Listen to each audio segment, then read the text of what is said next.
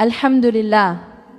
In the name of Allah subhanahu wa ta'ala, the most gracious, the most merciful, peace and blessings be upon our beloved Prophet Muhammad sallallahu alayhi wasallam. Every human heart looks for safety. We want to feel protected, certain, and secure. We like to plan every step of our lives because not knowing what will happen tomorrow makes us anxious. We ask questions, we gather information, and we prepare again and again just to make sure that nothing goes wrong. Before accepting a new job, we study every detail. Before moving to a new place, we check everything carefully. And when it comes to our children, we worry even more. We search for the perfect school, the best friends, the safest environment. We believe that if we plan well enough, we can protect them from every danger. But the truth is, this world was never created to give us guarantees.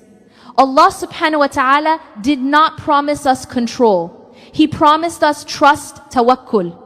Life is not built on certainty. It is built on faith. When we forget that, fear begins to rule our hearts. When we remember it, peace returns. You can make the best plan and still see it collapse. You can have no plan at all and suddenly watch everything fall into place. This is how Allah subhanahu wa ta'ala teaches us that we are not in control. We plan, we try, we move, but He decides the result. Every step we take is not really our power. It is an act of reliance upon Him. Peace begins the moment we accept this truth. We are not the owners of tomorrow. We are the servants of the one who owns every tomorrow. The heart that understands this finally finds rest, because the one who controls everything, the one who never sleeps, never forgets, never fails, is Allah subhanahu wa ta'ala. Sometimes the plan of Allah subhanahu wa ta'ala feels strange. It may not make sense to us at first. Things happen that seem unfair or frightening, and we start to wonder, why now, why me? But Allah subhanahu wa ta'ala sees what we cannot see. His wisdom is far beyond our limited understanding. Think about the story of the mother of Prophet Musa alayhi salam. Imagine her fear when she was told to place her baby in a basket and release it into the river. For any mother, that command sounds impossible. How can a flowing river protect a newborn child? Her heart must have been breaking, yet she obeyed. She trusted that Allah subhanahu wa ta'ala would never abandon her or her son. That moment of surrender became the start of a miracle. The same river that could have drowned the child carried him safely to the palace of Fir'aun, the most powerful man on earth at that time. And through that very house, Allah subhanahu wa ta'ala raised Musa alayhi salam, the one who would later destroy Fir'aun's tyranny and free an entire nation. Subhanallah, what looked like loss was actually protection. What looked like danger was the beginning of victory. This is the pattern of Allah subhanahu wa ta'ala. He hides mercy inside moments of fear and strength inside times of weakness. His plans may surprise us, but they never fail us. Maybe right now, you are holding on to something that hurts, a dream that broke, a prayer that feels unanswered, a path that suddenly changed. You might think your life is falling apart. But perhaps in the unseen, Allah subhanahu wa ta'ala is arranging everything perfectly for you. The one who trusts in Allah subhanahu wa ta'ala never loses. Even when everything looks uncertain, His plan remains perfect. So hold on to your faith. Breathe deeply and say, my Lord knows what I do not, and His plan will always be better than mine. Every parent carries a quiet fear inside the heart. Will my children stay on the right path? We try so hard. We guide, we teach, we protect, and we pray. Yet deep down we know the truth. Guidance is not something we can give. It is a light that Allah subhanahu wa ta'ala places where He wills. You can build the best home and give the best advice, but if Allah subhanahu wa ta'ala does not open the heart, words will not enter. You can warn again and again, but the ears may not hear. And sometimes, without any teacher at all, a heart suddenly wakes up and begins to love Allah because guidance comes from Him alone. Look at Prophet Yusuf alayhi salam. He was taken away from his father as a child, sold as a slave, and surrounded by strangers. He had no parent to remind him to pray, yet he grew up with patience, truth, and purity. Who raised him in faith except Allah subhanahu wa ta'ala? Then remember Prophet Nuh alayhi salam. He called his people for hundreds of years. He never stopped inviting them to Allah, but even his own son did not believe. Imagine the pain of that father, a prophet, whose child turned away while others listened. Guidance cannot be forced. It is given. Even our beloved Prophet Muhammad sallallahu alaihi wasallam told his daughter Fatima radiallahu anha, "O Fatima, save yourself from the fire, for I cannot save you before Allah." If the Messenger of Allah sallallahu alaihi wasallam could not guarantee salvation for his own daughter, then what about us? Our role is effort, not control. We can plant the seed, but only Allah subhanahu wa ta'ala makes it grow. So if your child loves the prayer, say Alhamdulillah.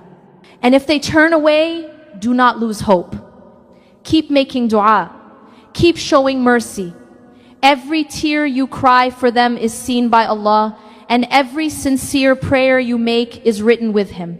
Guidance does not come from power or status. It comes from humility and from hearts that keep knocking on the door of Allah subhanahu wa ta'ala. Never stop knocking, because His door never closes. Faith is like a seed. When it is planted early, it grows deep roots. That is why the first lessons we give our children matter so much. But faith is not only about memorizing words or repeating prayers. Real faith lives in the heart, not just on the tongue. Sometimes we think education only means information, learning verses, memorizing du'as, or knowing the rules. But Iman is more than that. It is not just to know Allah subhanahu wa ta'ala by name, but to feel His presence, to see His mercy in every moment. Knowledge fills the mind, but faith fills the soul. Look at Prophet Yusuf alayhi salam. Even when he was a young boy, taken far away from his home, the lessons from his father Yaqub alayhi salam stayed alive inside him. His father had not given him long lectures. He had given him love and remembrance of Allah subhanahu wa ta'ala. That love became the anchor that protected him when no one else was there.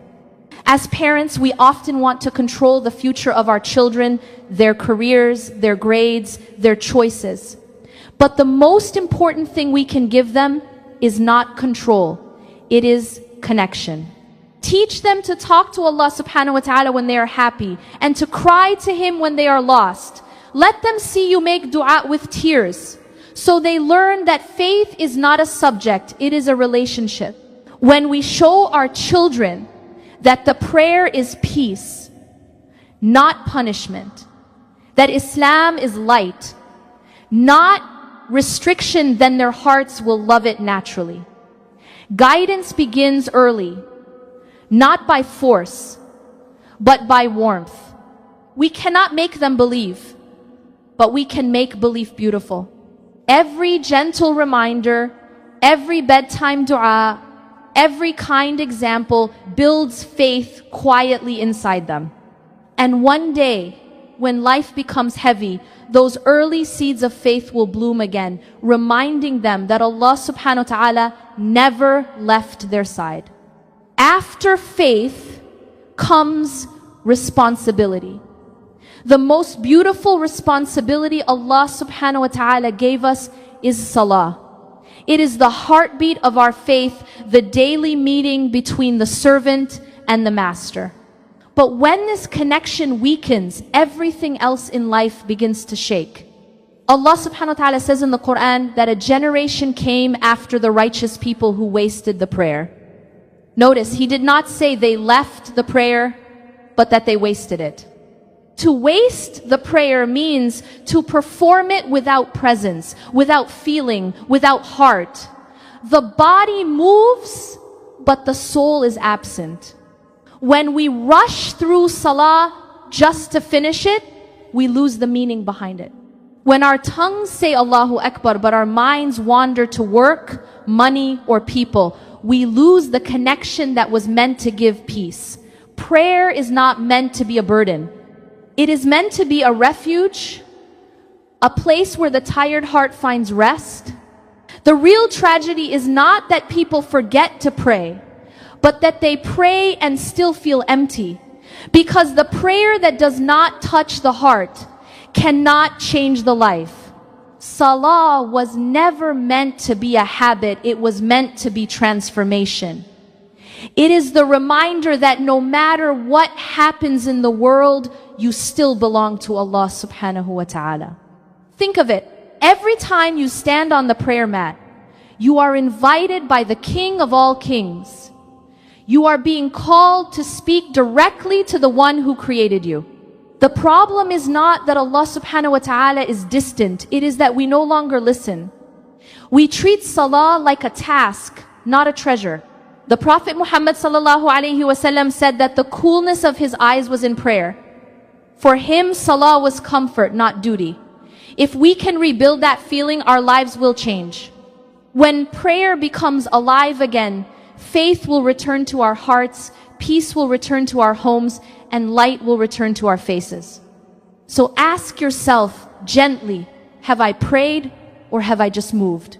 Did I speak to Allah subhanahu wa ta'ala or did I speak to the air? The difference between the two decides the difference between a restless heart and a peaceful one. When people lose their prayer, they soon lose their direction. The heart that no longer kneels before Allah subhanahu wa ta'ala begins to kneel before desires. That is how confusion enters a generation. Today we are surrounded by messages that tell us to follow our feelings, our wants, our impulses. Do what makes you happy, they say. Obey your heart. But the same heart, if it forgets its creator, becomes blind. Desires can look beautiful and still lead to destruction. Allah subhanahu wa ta'ala warns us in the Quran that those who waste the prayer begin to follow their desires. It is not an accident, it is a pattern. When remembrance fades, desire takes the throne. We start to live for what feels good, not for what is right. Look around. We live in a world where everything is about comfort, pleasure, and speed.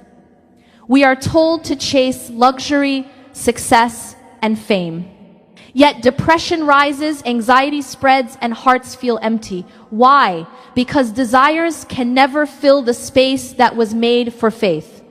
When people follow every wish without guidance, they lose their purpose. The soul becomes tired from running after things that never satisfy. That is why Allah subhanahu wa ta'ala calls us to discipline, not to punish us, but to protect us. Real freedom is not the ability to do everything you want. It is the strength to say no when your desire leads you away from Him. Our Prophet Muhammad sallallahu alaihi wasallam said, "The strong person is not the one who defeats others, but the one who controls himself when angry." The real strength is self-control, not indulgence. When we stop worshipping our desires, we begin to worship Allah subhanahu wa ta'ala sincerely. My dear sisters and brothers, the modern world will keep telling you that truth is personal, that everyone can make their own rules. But remember, the heart without guidance will always wander. The only compass that never fails is the remembrance of Allah subhanahu wa ta'ala. So, before you follow your heart, ask yourself, is my heart following Him? Even when faith weakens, the door of Allah subhanahu wa ta'ala never closes. People may give up on us, but He never does. His mercy is wider than our mistakes, and His forgiveness is greater than our sins. No matter how far a person goes, the path back to Him is only one sincere astaghfirullah. Allah subhanahu wa ta'ala says in the Quran, except those who repent, believe, and do good deeds, they will enter paradise. What a promise. He did not say those who were perfect, but those who repented. Perfection is not what He asks for. It is effort and return. Sometimes we feel too ashamed to turn back. We think, I've gone too far. I've done too much. But that thought itself is a whisper from shaitan. Shaitan wants us to drown in regret. Allah subhanahu wa ta'ala wants us to rise through it. The same heart that sinned yesterday can become the heart that Allah loves tomorrow if it turns back sincerely. Repentance is not just words. It is a journey. It begins with sadness, but it ends with peace. When you cry before Allah subhanahu wa ta'ala, your tears are not wasted. Each tear washes away something dark inside the soul. Every sincere prayer that says, Ya Allah, forgive me, becomes a bridge between who you were and who you can become. Remember Prophet Yunus alayhi salam, when he called out from the belly of the whale, saying, there is no God but you. Glory be to you, I was among the wrongdoers. Allah subhanahu wa ta'ala heard him even from the depths of the ocean. If He can hear a prophet in the darkness of the sea, He can surely hear you in the darkness of your pain. The door of repentance is not just open, it is calling you by name. You do not have to be perfect to return. You just have to be honest. Take one step toward Allah subhanahu wa ta'ala and He will come running toward you. That is His promise. So, if your heart feels heavy tonight, lift it. Say astaghfirullah with meaning. Your Lord is waiting not to punish you, but to welcome you home. When faith weakens in homes, everything else begins to crumble. The noise of the world becomes louder than the voice of truth. Families drift apart, children feel lost, and parents feel helpless. But the mercy of Allah subhanahu wa ta'ala is that renewal is always possible. No matter how broken a family feels, light can return when hearts turn back to Him. Rebuilding a home of faith does not start with long lectures or strict rules. It begins with love and example. When children see their mother praying with peace, or their father reading Quran with humility, they learn without words. Guidance cannot be forced into a heart. It must be shown through mercy. Talk to your children. Listen to their questions. Do not be afraid of their doubts. Help them, face them through the light of Quran. Let them see that Islam is not about fear, but about meaning and balance. When they fall, lift them with dua, not anger. When they make mistakes, remind them that Allah subhanahu wa ta'ala is always near. Bring salah back to the center of your home. Let the family gather, even if only once a day, to stand side by side before their Creator. Make that moment gentle and beautiful, a time of connection, not pressure. The home that breathes with prayer will never truly lose its direction. And rebuild your own heart too. Parents often forget themselves while trying to save their children. Remember, you can only guide from a place of guidance. You can only give peace if your heart is at peace. Feed your soul with remembrance, with Quran, with gratitude. A mother or father whose heart is connected to Allah subhanahu wa ta'ala becomes a source of light for everyone around them. So start small. One prayer together, one kind word, one moment of forgiveness. These are the bricks that rebuild families. Because a home built on faith is not made of walls. It is made of hearts that bow together before Allah subhanahu wa ta'ala. Life becomes heavy when we forget why we are here. The heart loses direction when it lives only for this world. We wake up, rush through the day, chase money, chase approval, chase comfort, and at the end, we still feel empty. That emptiness is not from lack of things, it is from lack of purpose. Allah subhanahu wa ta'ala created us for more than survival. He created us to know Him, to serve Him, and to find peace through Him. Every blessing we have, family, health, time, and knowledge, is a tool to bring us closer to Him.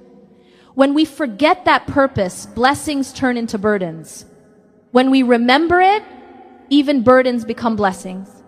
Our beloved Prophet Muhammad sallallahu alaihi wasallam lived a life of perfect balance.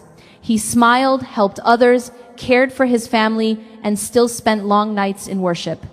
He worked for the world, but kept his heart with Allah subhanahu wa ta'ala.